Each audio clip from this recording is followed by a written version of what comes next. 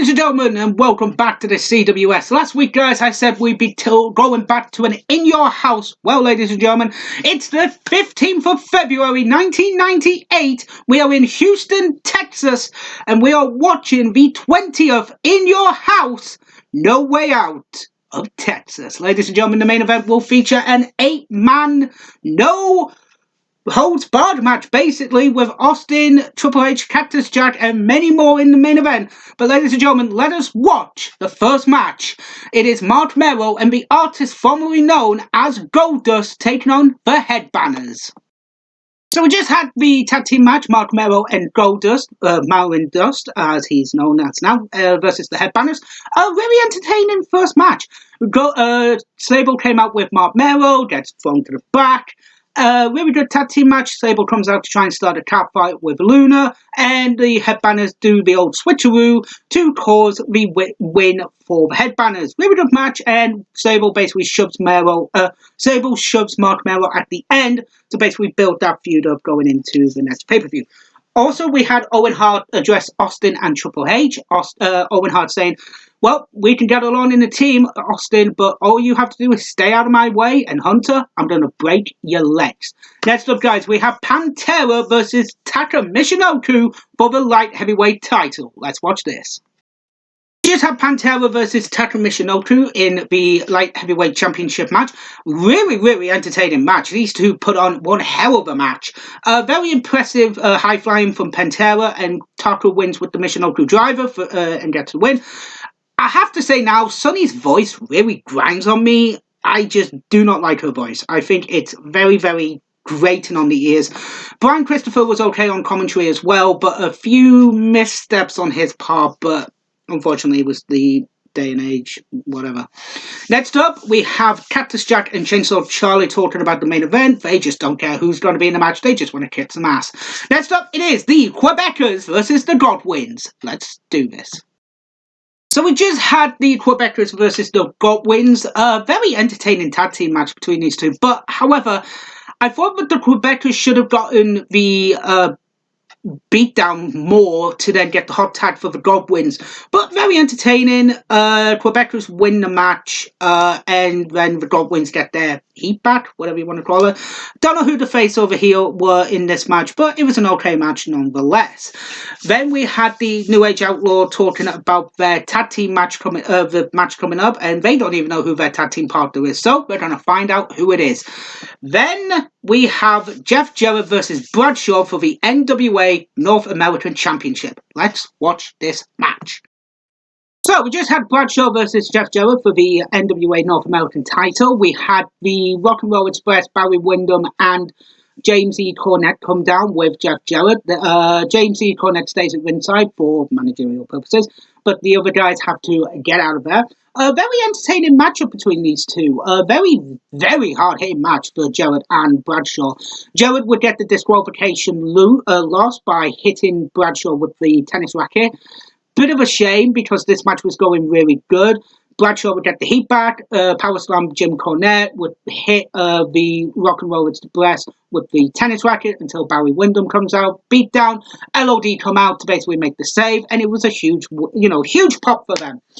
Triple H talks about the mystery partner as well, but then states that we don't need a partner, so fuck it, it's going to be a 4-on-3 handicap match. But then Michael Cole brings up the fact that WWF will give them a partner. He doesn't care.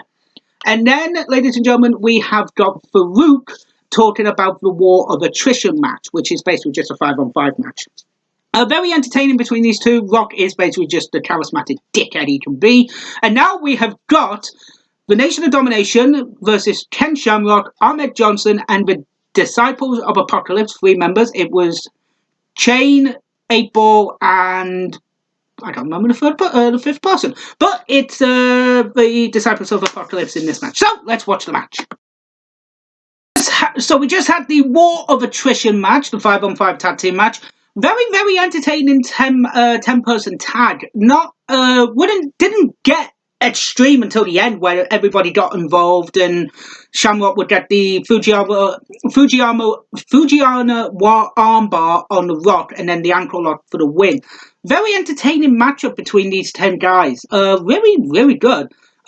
Nation of Domination are in the ring now, basically being, there. They would kick Farouk out. I think it was after this pay-per-view or after WrestleMania. I can't remember which one. But they would kick Farouk out, and The Rock is getting in Farouk's face now to set that up. So we'll have Austin talking about the matchup, and we will see what happens with that. So, let's do it. So Austin basically just says it's fun to kick someone's ass around the world, but it's better to kick someone's ass in Texas. 16,110 fans are in the arena, and we are going to be having Vader versus Kane to set up Kane versus Undertaker at WrestleMania 14. So let's watch Kane versus Vader. We just had Kane versus Vader in a surprisingly hard-hitting match. I feel like some of these punches were real to a degree. Very entertaining. Kane gets the win with the Tombstone Pile Driver, and then basically wallops Vader in the head with a wrench. I don't even know if it was a real wrench or not, but to me that looked painful. Vader's out. He's going to be carried out on a stretcher. So let's get to the unsanctioned 8-man tag main event. D-Generation X and a mystery partner taking on Stone Cold Steve Austin, Owen Hart, Cactus Jack, and Chainsaw Charlie. Let's get to that main event. So we just had the main event. Austin, Owen Hart, Cactus Jack, and Chainsaw Charlie taking on D-Generation X's Triple H and the New Age Outlaws with their tag team partner, Savio Vega. Now, a lot of people say, why Savio Vega? Well, he does have history with Austin, so it makes sense. Beginning of the match, absolute barn burner. Just an ass kicking from every single person in the match. Weapon shots, chairs, tables, barbed wire was brought in. It was mental. And then it was actually a 8-man tag for a little bit. Austin gets the win with a stunner onto Billy Gunn, if I recall. Road Dogg, Jesse James, he gets the 1-2-3 on Road Dogg. And then he stuns Billy Gunn, and then he stuns Chyna. Chyna gets into his face, gives him the double bird salute. Austin turns around and just goes ban and stunners her. Quite an amazing thing. First time that she's actually been stunned before, if I recall. So yeah, this was a pretty good hardcore match to begin with, and then a good 8-man tag at the end.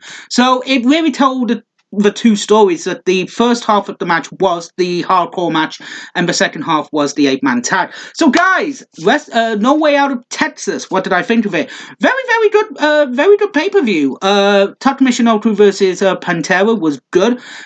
There were a couple of low points. The Goblins versus the Quebecers were okay, but the roles should have been reversed. The opening contest, while it was good, was a bit meh. The main event saved it, I thought. The main event was a damn good show. And yeah, this would lead into WrestleMania 14, Austin versus Michaels, and Owen Hart versus Triple H would lead into that as well, and the tag team match as well with the dumpster match with the Chainsaw Charlie, Cactus Jack, and the New Age Outlaws. But guys, thank you so much for watching episode 61 of the Classic Wrestling Series. Where are we going to go next?